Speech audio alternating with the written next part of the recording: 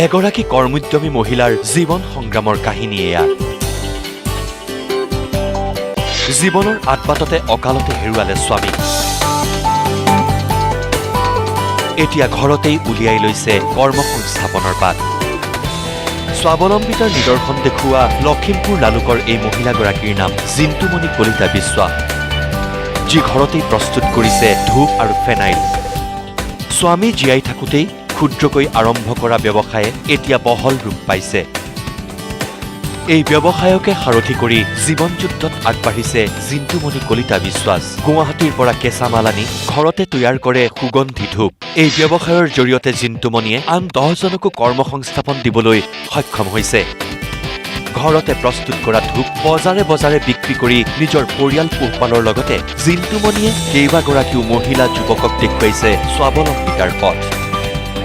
মই মালখিনি এনেকৈ গুৱাহাটীৰ পৰা আনি তাৰপিছতে ধৰক আহি পেলাই ঘৰতে মই মানে ৰ কাঠিবিলাক কিনি আনি পেলাই মই ইয়াতে চেণ্ট দি পেলাই নি আপোনাৰ তাৰপিছত পেকেটিং কৰোঁ। তেনেকৈ মই মানে মোৰ মহিলাখিনি আৰু ওচৰৰে ল'ৰা কিছুমানক লগাই পেলাই নি মই তেনেকৈ ব্যৱসায়টো আৰম্ভ কৰি আছোঁ। তেখেতলোকে বনাই দিয়া বিনিময়ত তেখেতলোকক মই কিবা এটা মানে ন্যূনতম কিবা এটা তেনেকৈ প্ৰাইজ বান্ধি দিছোঁ, মাননি এটা দিছোঁ।